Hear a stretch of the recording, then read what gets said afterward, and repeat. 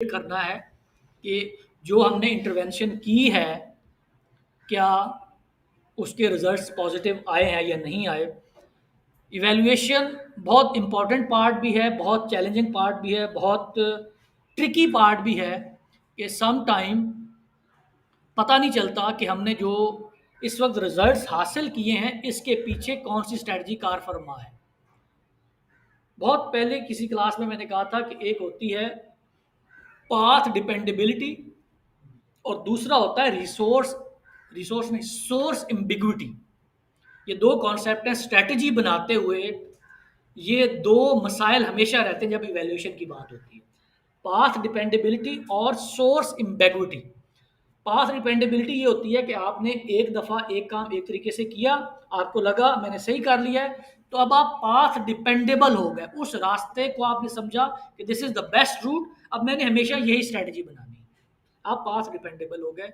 और फिर हमने उस क्लास में बहुत सारी एग्जाम्पल से ये साबित करने की कोशिश की थी कि ये गलत काम है।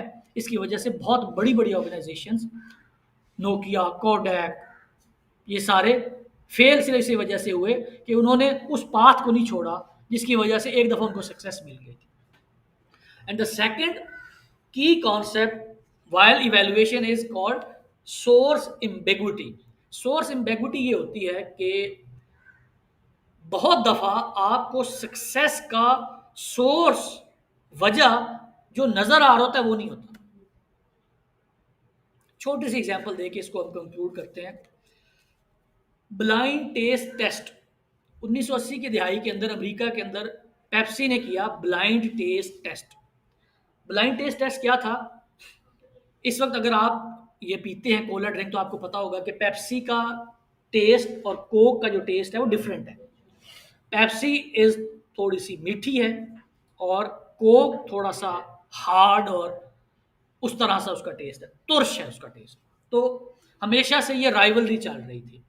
पेप्सी ने एक गैम्बल खेला। गैम्बल ये खेला कि उन्होंने पब्लिक के अंदर कैमरे लगा के सादा गिलासों में पेप्सी भी डाली और कोक भी डाली, लोगों के पट्टी बांधी और उसको कहा कि एक सिप लो पेप्सी का, एक कोक का, बगैर बताए, और बताओ इसमें से कोक कौन सी है। तो मेजॉरिटी लोगों ने जिन्होंने कोक पी थी उन्होंने कहा ये पेप्सी है। नहीं, इतनी एफिशिएंसी की जरूरत नहीं है।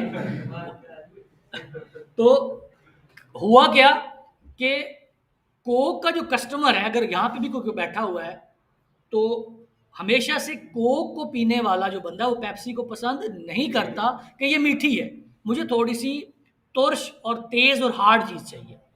तो अब जब ये कैमरों के अंदर ये बात हाईलाइट हो गई कि जो डाई हार्ट फैन है कोक का, उसको तो पता ही नहीं चल रहा कोक है कि पेप्सी है। तो पूरी दुनिया के अंदर कोक का जो मार्केट शेयर है वो नीचे आना शुरू हो और मिलियंस ऑफ डॉलर्स का नुकसान हो गया। और पेप्सी ने ये पूरी दुनिया के अंदर इश्तेहार चलाना शुरू कर दिया कि ये देखो, ये कहते हैं कि कोक का जो कस्टमर है वो इसके टेस्ट की वजह से आता है, तो हमने जहाँ भी टेस्ट किया उस कस्टमर को तो पता ही नहीं कि ये कोक है या पेप्सी है। अच्छा, एक ज़िमनी तौर पे यहाँ एक और आपकी कन्फ्यूजन दूर कर दूँ।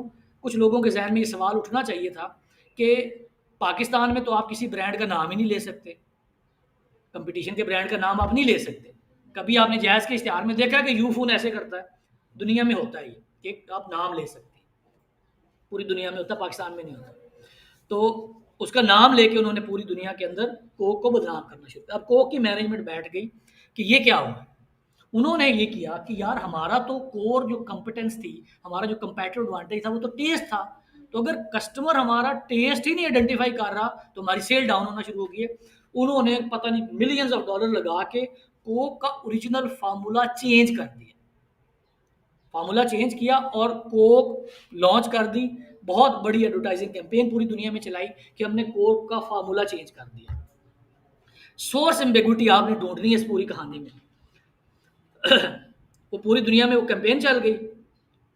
तो कुछ होते हैं ना जो फैन होते हैं, फैन कोक के जो डाई हार्ड फैंस थे, उन्होंने कोक की फैक्ट्री के बाहर जाके धरना दे दिया कि ये इसकी फॉर्मुलेशन क्यों चेंज की गई है, वापस पुरानी कोक लगाएं। अब कभी नोट कीजिएगा जो शीशे वाली बोतल होती है उसके ऊपर, कुछ बोतलों के ऊपर अब भी लिखा होता है कोक क्लासिक। तो ये 80 की दिहाई में फिर कोक की कंपनी को अपना डिसीजन रिवर्स करना पड़ा। पूरी दुनिया में एहतजाज हुआ कि सेल्स पहले कम हुई थी पेप्सी की कैंपेन की वजह से, फिर जब अपना फार्मूला चेंज किया तो सेल और कम हो गई। तो कोक की मैनेजमेंट को लाखों डॉलर्स का नुकसान करने के बाद दोबारा कोक का ओरिजिनल फार्मूला लॉन्च करना पड़ा और सेल्स वापस चली गई। वो जो डैमेज हुआ था पेप्सी की वजह से वो रीडू हो गया, रीडू नहीं हो गया, अंडू हो गया, खत्म हो गया। सोर्स एम्बेगुटी कहां पे है इस पूरी कहानी में? Where is the source ambiguity? Formula change करना was the source ambiguity. Coke की मैनेजमेंट ये समझती है कि हमारे पास कस्टमर आता है फॉर द टेस्ट। हमें कोक ये समझता है कि मेरा कस्टमर मेरे साथ लॉयल है ड्यू टू टेस्ट। इस पूरी कहानी से ये साबित हुआ कि टेस्ट की वजह से नहीं है, टेस्ट का तो उसको पता ही नहीं चलता, वो आपके ब्रांड की वजह से आपके साथ है। तो source of competitive advantage for Coke was the brand, not the taste. तो इवेल्युएशन करते हुए जो सबसे बड़ा चैलेंज आता है वो ये आता है कि सोर्स क्या है, हमारी कामयाबी का या नाकामी का सोर्स क्या था।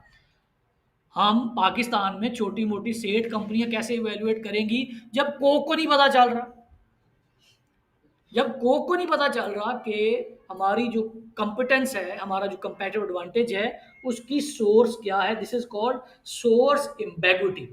तो जब भी being a formulator of a strategy आपने इवेल्युएशन करनी है तो मेक श्योर कि स्ट्रेटजी बना के पास डिपेंडेबल नहीं होना, और वाइल इवेल्युएटिंग सोर्स एम्बेगुटी का शिकार नहीं होना, जिसके चांसेस बहुत ज़्यादा होते हैं।